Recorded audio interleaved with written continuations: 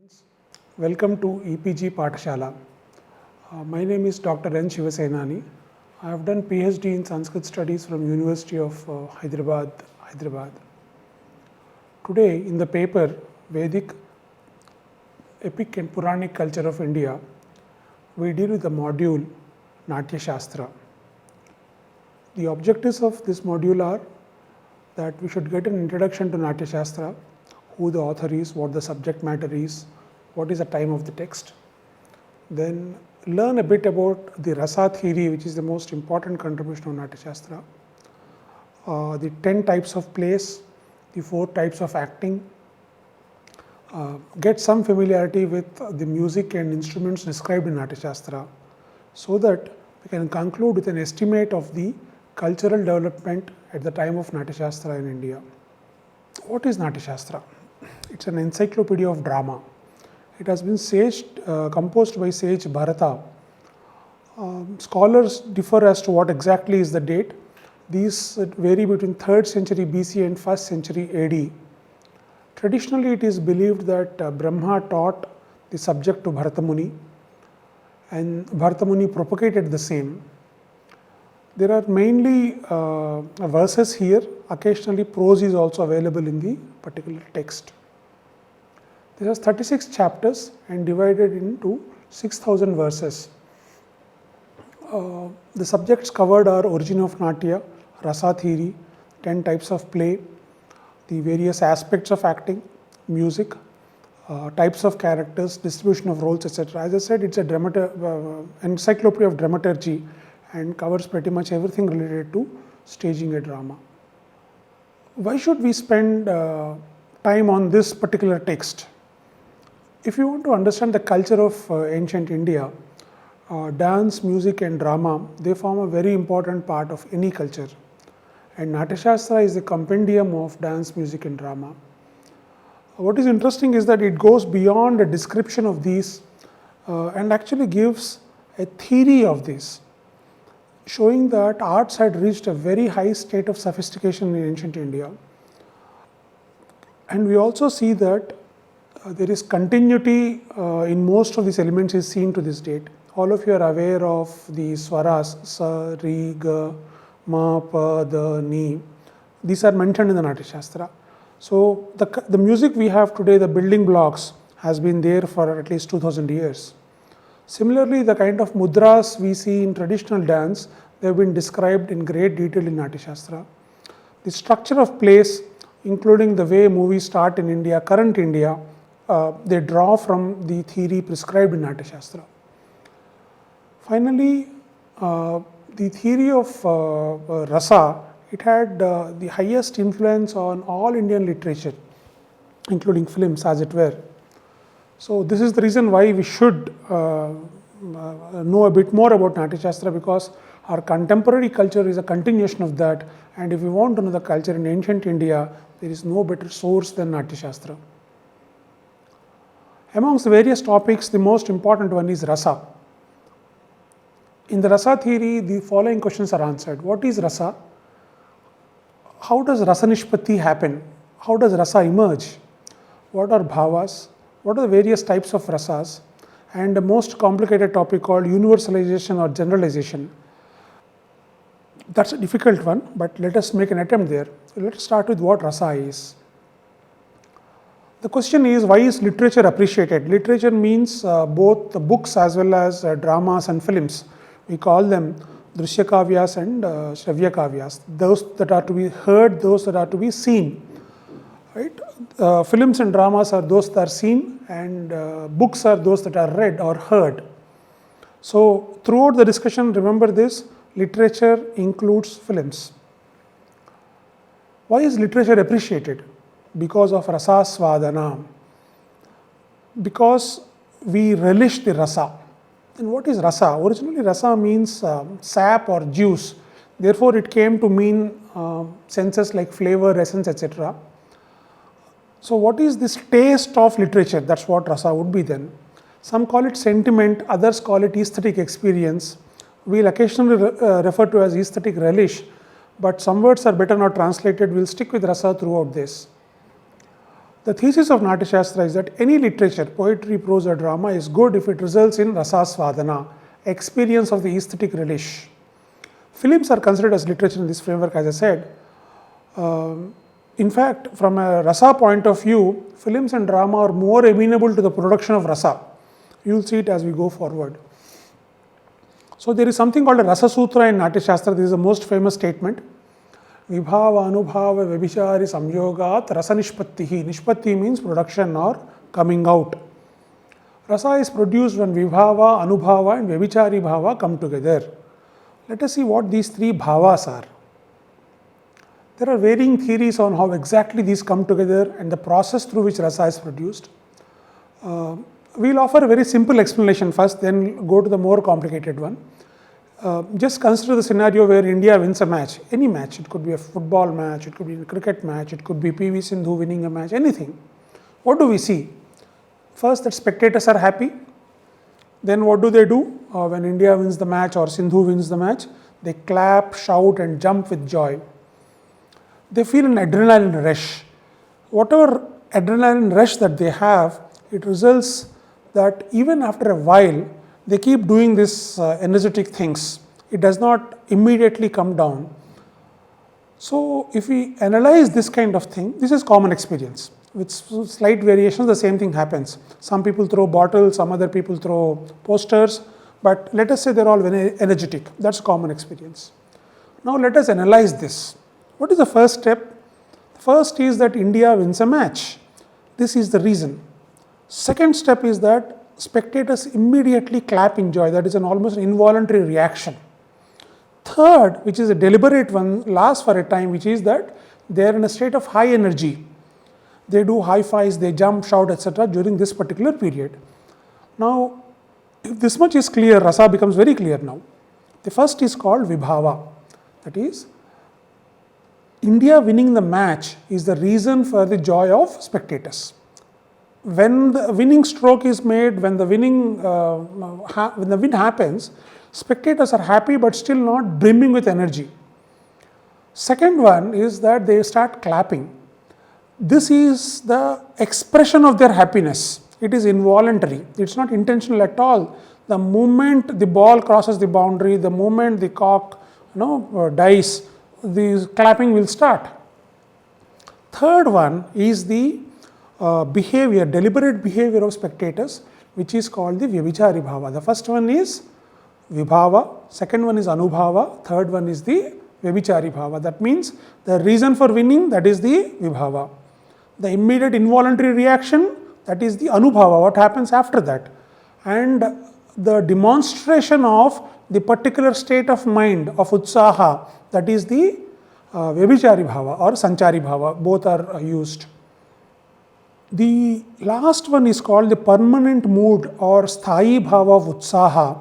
This stays for a while, and once the Vyabhichari Bhava transforms into a Sthayi Bhava and that stays for a while, that is when we say that the rasa is experienced. What is this rasa? It is the Veera rasa, right? There's a victor amongst our country has won, our countrymen have won, or the girl from our country has won, whichever way we look at it. So this permanent mood of utsaha, energy, is what leads to the asvadana of the rasa called Veera rasa. This much is simple, I hope. Now let us take a more complicated example. Before we do that, what are all the rasas? Some people say there are 8. Bharata said there are 8. Many people hold them to be 9. Navarasas is also equally popular. But if you stick to the text of Natya Shastra, 8 are mentioned. In the commentary of Abhinav Gupta, he says he has seen a version where the 9th rasa Shanta is also mentioned. But the main 8 rasas are Shrungara Hasya Karunaha, Raudra Veera Bhayanakaha, Bhivatsadbhuta Saumnyotyati Ashtau Rasasmrutaha. The first rasa is Shrungara. By the way, in all our ancient texts, the order is equally important. These are dealt with in this order everywhere. First is Shrungara, that is romance. Hasya, humor. Karuna, pathos. Raudra, fury. Veera, heroism. Bhayanaka, fear or terror. Bibhatsa, disgust or abhorrence. Adbhuta, wonder. Some of the English terms may change, But let us stick to the Sanskrit terms, Sringara, Hasya, etc. For each of these 8 rasas, there are 8 sthayi bhavas, the permanent mood. For example, Veera, we saw that there was Utsaha as the sthayi bhava. What are the various sthayi bhavas? For Sringara, it is Rati. Rati is love. Hasya, Hasi is the sthayi bhava. Hasi is laughter. In Karuna, for Karuna rasa, the sthayi bhava has to be Shoka. Only when there is Shoka, you will find there is Karuna happening. Karuna rasa svadana will happen. For Raudra, the sthayi bhava is Krodha, anger. For Veera, the sthayi bhava is Utsaha. Only when Utsaha lasts for a while, then the rasa svadana of Veera rasa happens. For Bhayanaka, the sthayi bhava is Bhaya or fear. For Bibhatsa, the sthayi bhava is Jugupsa, abhorrence. We cannot just stand it. For Adbhuta, the fantastic rasa, the sthayi bhava is Vismaya, wonder. We should be left wondering. It's like, when Hanuman crosses Lanka, we have this feeling. Crosses the ocean to go to Lanka. The various vibhavas for Sringara are listed, etc. For example, the season, flowers, ornaments, anything beautiful. All these are called the vibhavas for Sringara. That means when there is a depiction in the book or in the film or in drama of very beautiful things, it causes the emergence of, it is the reason why the other things happen, which ultimately culminate in Sringara Rasasvadana. What are the anubhavas? Looking sideways, coy glances, sweet words of the heroines, etc. What is the Sanchari bhava? Lassitude, one gets tired, suspicion, jealousy, all these indicate that there is Sringara. Therefore, when Satyabhama is jealous about other wives dealing with Krishna, what we see is that it is the Sanchari bhava before Sringara bhava emerges. Similarly, all these are listed. You can go through them in the learning material or in the slide itself. We will not go through it right now. But know this, that in Natya Shastra, for each rasa, all the sthayi bhavas, etc. are also listed. Apart from sthayi bhavas, the Vyabhichari bhava, the Anubhava and Vibhava are also listed. So much for the simple theory of rasa. I call this simple because this does not explain many things. For example, I'll just give one question. All of us want to be happy. Am I wrong? Right? All of us want to be happy. Everybody agrees, right? Then why do we watch a movie or read a book where Karuna Rasa is there? After all, Karuna Rasa is the sthayi bhava shoka, right? We feel bad. Why do we watch tragedies? If we want to be happy, we should avoid tragedies, right? But writers are writing tragedies, people are reading tragedies. There is a tragic element in films. In fact, Bhavabhuti says Karuna is the only rasa. So what is this strange thing that human beings want to be happy, but they spend their time reading or watching something where there's a lot of sorrow? How do we explain it? If we ask questions like this, we realize that the simple theory of rasa is not sufficient. So the way mind works in relishing this has been explained as the generalization theory. This is a culmination of many things. This theory resulted from an intense analysis of how exactly rasa comes into being and is experienced. Speculations relating to rasa nishpati happened for almost 1,000 years that we know of. It might have happened for longer before this theory got established. This is one major contribution of ancient India to the modern appreciation of poetry. Elsewhere, people are still figuring out what exactly is the atma of poetry. Why is poetry relished? They are figuring out. In India, we've kind of figured out around 1,000 years ago. Let us see what that is. To just walk you through, there are various views about emergence of rasa. One says that sthayi is developed by the contact with determinants, etc., just like I explained. Then in its developed state, sthayi only becomes rasa. That sthayi resides in the historical characters like Rama, etc., but it is seen in the actor on account of his being identified with Rama. For example, you've seen the Ramayana serial on TV, maybe the character who plays Rama. We see the sthayi in him, not the historical Rama. Sthayi is inferred by signs such as determinants, consequents, etc., vibhava, anubhava, etc. In its developed state, it becomes rasa. There are various theories like this. They are all presented here. We'll just go through them without spending time. Another theory is like this, that it is a wall painting, there are various colors, but together they show you that it's a horse. right? Yet another theory says that rasa can be directly expressed but not perceived. It cannot be produced or inferred, it's only enjoyed. We'll go to the theory of Abhinava Gupta, whose exposition now is the mainstream view. He says, Kavyarthan bhavayanti iti bhavaha. What are bhavas? They bring out the meaning of poetry. Bhavas, the mental states, are those that bring the meaning of poetry, that is rasa, into existence. He says there are basic mental states and transient emotions. These bring forth the various rasas. The basic mental states and transient emotions are already known to the spectator. They are called vasana. The poetry or drama generalizes these mental states and transient emotions, which leads the spectator to experience them at the aesthetic level. That is, the shoka of Sita becomes a shoka of everybody. Let's see how this works. Let us take an example. For example, consider this sentence, Samba prayed to the sun god and became free from disease. Somebody says that there is a historical character called Samba who had a disease, who prayed to sun god, became free of disease. First, we understand the meaning of this sentence. That is called the Vachyartha, or the direct sense. Second, our mind starts working. An additional meaning is discerned. Oh, it's not only Samba, but whoever prays to sun will become free of diseases. Adityat arogyam ichet, the going says. So everybody says that if you pray to sun, you get good health. Then in step 2, we also generalize it, that prayer to sun will result in good health. This is true at all times, this is true at all places. Then we get the feeling, hey, you know what, I also have this niggling problem. Let me pray to sun, let me do Aditya Hridayam every day. This feeling automatically comes in the people who listen to the sentence, Samba prayed to the sun god and became free from disease. This is how the mind works. Now, this first stage, this is 3-stage process. The first stage is the cognition concerning an individual. Second stage is generalized cognition, saying that it's not only Samba, but anybody who prays to sun will also be free of disease. In stage 3, the listener or the spectator starts participating. Even I want to pray to sun and become free of the disease. In fact, this is how all the fraudsters cheat people. But let us take a better example. We will take an example from Veda called Svarga Kamo Yajeta. One desirous of attaining heaven may perform a sacrifice. If you want to go to heaven, perform a sacrifice. This motivates the one who reads a sentence to perform a yajna.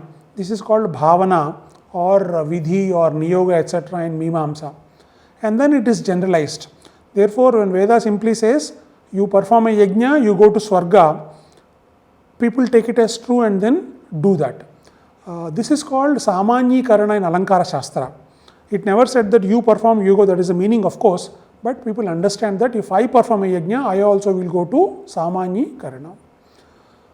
We'll take an example from Kalidasa's play Abhignana Shakuntalam, where Dushyanta is chasing a deer. Kalidasa, the poet, wonderfully describes the feeling of fear in the deer, which is being hunted by Dushyanta. I'll read the English translation, my own. Flinging a glance over and anon at the pursuing chariot, in a way graceful on account of the bending of his neck, having the major portion of his hinder part entered the fore part of his body through the fear of the descent of an arrow, and strewing his path with half-stewed darbha grass, dropping from his mouth, gaping through exhaustion. Behold how he, on account of his lofty leaps, traverses more through the sky and less on the ground. Basically, the poet is describing the state of it is called a Swabhavakti Alankara, of the deer, wherein it is not even eating. It was eating, it started leaping, and its leaps are so long that it is more in the sky than in earth. It is bending back and checking where Dushyanta is when he will release his arrow. When we read this particular poem, first the sense is understood, then the limitations are removed. We start forgetting that it is one deer which is afraid. We see the universal feeling of fear. The young deer is no longer a participant, the particular one being chased, it is any frightened deer. Then only a frightened state of mind is perceived. This fear is not related to anyone in particular. Every eligible spectator gets the same generalized mental state. All of us then experience this fear of the deer. That is how poetry works. This is when we say that the rasasvadana happens. You can see various examples also. In a room, your just friends are talking, suddenly somebody starts shouting. People say atmosphere has become tense because whatever is the spirit or the disagreement between two people, it kind of now passes to everybody. If somebody shouts at his servant, his guests are also kind of annoyed because once krodha has been expressed, it takes some time for all minds to readjust. This is how samanyikarana of these bhavas happen. And when we start relishing rasa, the enjoyment is not in the particular sentiment or the particular emotion, but the very fact that you enjoy this rasa is what makes it enjoyable. That's the reason why even though there is shoka happening, you still enjoy it because you forget yourself. You become united with the cosmic consciousness. That is the reason why Anubhav Gupta says that this is very close to understanding Brahman himself. Later Vishwanatha says, Rasasvadana is Brahmananda Sahodari. If we can completely immerse ourselves in a movie, in a book, we forget ourselves, then we reach a higher state of consciousness. That is the reason why it does not matter whether it is sorrow or laughter. If we can forget our present troubles and relish it, it's a great experience. This is the secret of a great poetry, great films being enjoyed. There are certain impediments identified by Anubhav Gupta. Why doesn't it happen? I write a book, now people don't get the same feeling. Because there are some obstacles. What are these obstacles? First, the impossibility of the presented. Whatever we present must be understandable to the spectators, otherwise they can't reach it. Second one, subjective and objective limitations of time and space. If there are certain defects related to the reader, some people have a negative mind. Oh, how can Bahubali movie, that fellow do that and this is not possible. You think like that, you will never get to rasa. It's that simple. You need to let go of yourself and get immersed. So there could be a defect related to the reader. You should approach poetry as if poetic incidents concern them. They should not take them literally. These defects will stop rasasvadana. There is influence of personal joys and sorrows. If the mind of the reader is preoccupied with his own earlier things, he will not enjoy that particular thing, book or movie. This is the reason why before dramas, there is decoration of theatres, there are introductory songs and dances. All these are designed to kind of calm down the spectator so that ahridaya is converted into a sahridaya. Now he should forget his individual troubles and immerse himself in the movie. This is what a lot of dramas do. Even modern films follow this technique to a certain extent. Sometimes there is lack of clarity. This also is a defect. When there is subordination of the principal theme, this is an author's defect. If there is, if the spectators cannot relate to the presentation because of lack of obviousness, that is, if insufficient determinants, insufficient vibhavas are there. I mean, if the heroine or hero is falling in love, enough material must be there in the movie for the spectator to understand. This or the combination of these defects will lead to non-relishment of rasa. But if none of these defects are there, that particular kavya will result in rasasvadana. This then is the biggest contribution of Natya Shastra. We look at other topics now. It also covers 10 types of plays. Not many are aware of this. 10 types of plays are listed. Nataka is only one of them, the popular one. The others are Prakarana, Anka, Vyayoga, Bhana, Samavakara, Vithi, Prahasana, Dima, Ihamruga. We have examples of various of these kind of plays in Sanskrit literature, but not all of them are popular. There are detailed descriptions and qualities are given. For example, a Nataka must have 7 to 10 acts, whereas a Prakarana can have only 5 to 10 acts. Others mostly are single act plays, but Samavakara, Dima and Ihamruga are exceptions with 3 and 4 acts. Then in each one of them, the story should be well known or a story of fiction that is conceived by the author himself. These rules are laid down. The kind of rasa suitable for each one of these formats is given. The hero is given. In fact, Natya Shastra is very detailed. The devata for rasa is given. The color is given, etc. This is not the place or time where we get into all this, but know that there are 10 types of plays described in the Natya Shastra. In Indian tradition, plays are of 10 types. Now we'll come to acting proper. There are 4 components of acting: Angika, Vachika, Aharya and Satvika. Angika means relating to Angas. Anga means limbs. Vachika is relating to Vak, that is to speech. This is acting through speech. Aharya means your costume or your makeup, your dress. So acting through costume, makeup, jewelry, etc. is called Aharya Abhinaya. Satvika is when the actor immerses himself in the character so much that he starts behaving like the character only. Then that is called Satvika acting. For example, somebody is acting as Rama. He becomes so dharmic that his smallest movement is as if Rama himself is doing it. See, they say this about old actors. In erstwhile AP, Mr. N.T. Ramarao used to be revered as a great actor. Especially his characters of Rama, Krishna used to be very great. So they say that when he was acting as Rama, he used to eat only vegetarian food. He wanted to get the sattva guna in him come to the fore because Rama is an enlightened soul. He was always so ever gentle, though he was a great hero. So in order to get this sattva guna out of him, N.T. Ramarao apparently stopped all kinds of food which is not amenable to this particular guna.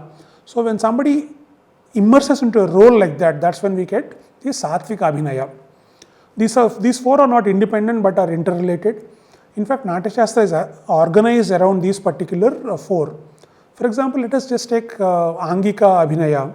Bodily action is there. How many body parts are there? There are 6 body parts: head, hands, chest, sides, waist and feet. Within heads, what are there? Eyes, eyebrows, nose, lower lip, cheeks, chin. Within eyes, there are 36 types of glances listed there. Hands, various mudras, Asamyuta Hasta Mudras, Samyuta Hasta Mudras, etc. Then there are Chari, which is gestures of feet, calf muscles, etc. Mandala is movement achieved by a number of charis. If you just look at it, it's such an encyclopedic treatment. I mean, you list eyes as one of the Angika components and you list 36 glances of using eyes. That's why it's called a manual of acting. Similarly, if you look at Vachika Abhinaya, first the languages to be used are determined. Sanskrit is used for lofty characters like king, minister, queen and courtesan in certain scenes. These people can also sometimes resort to Prakrit. Various Prakrits are listed: Magadhi, Avanti, Prachya, Sauraseni, Ardhamagadhi, Bahlika and Dakshinatya. In some cases, we have Shakara Bhasha and the languages of Abhiras, Chandalas, Shabaras, Dramilas, Andhras, etc. All these are names of Prakrit, and the number of characters you speaking Prakrit is always more than the number of characters speaking Sanskrit. And various ways of speech are also covered there, which we are not covering in this, just giving a glimpse of it. Again, in Aharya, various ornaments, clothes, weapons, hairdos are described. In fact, there is a code. For example, if somebody has a black Angavastra, he should be recognized as Balarama. Like that, the color of the cloth. You also know that anybody with a blue body color is Rama or Krishna, etc. Like that, there are certain agreed notations or conventions about who wears what. Now, Satvika Abhinaya cannot be perceived directly. The actor is feeling like the character, right? So, it is always combined with Angika and Vachika modes of acting. You know, the greatest Satvika Abhinaya, what happens?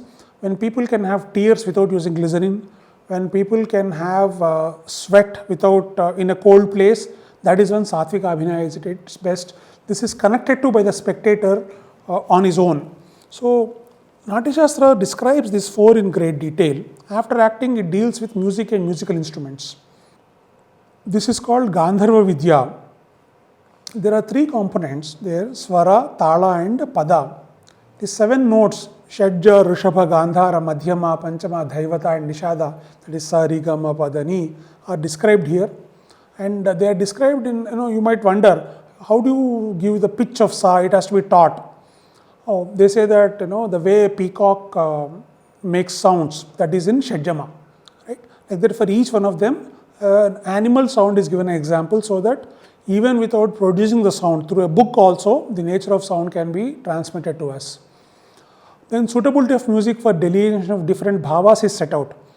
You must be wondering why we have so much of background score, why music is such a big component of Indian films, why we have songs and dances in Indian films, because we have a tradition of Natya Shastra. In Natya Shastra, the expression of bhavas is through music as well. So for each time of the day, for each bhava, the relevant ragas, the relevant music has been given here. The tradition is still followed. In terms of musical instruments, 4 types of musical instruments are described. One is tatam, which is a stringed instrument like veena, etc. Another one is avanadham, which is struck like a mrudangam.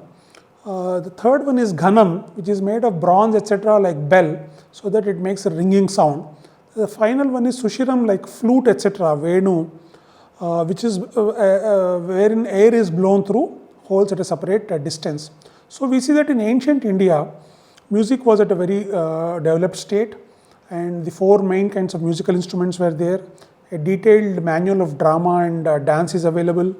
In terms of acting, the kind of detail that Natya Shastra says, I suspect whether any modern book also has. From this, we can arrive at an estimate of the state of culture or music, dance and drama in ancient India. We see that Natya Shastra is a comprehensive text of dramaturgy. That means drama was in a very advanced state. In fact, there is evidence available that there were earlier Natasutras. Bharata was only one of the proponents of Natya Shastra. His book is called Natya Shastra, but there are other authors of Natasutras. There is a tradition of Natasutras happening, and since Natya Shastra is one of the best, not one of, it is the best, it survived for us for 2000 years and more later. The amount of detail, as I said, is amazing, which will not be found in a modern text on a manual of acting. I don't know if all these film development institutes also have these detailed, a book of acting which is so detailed on what are the 36 types of eye glances.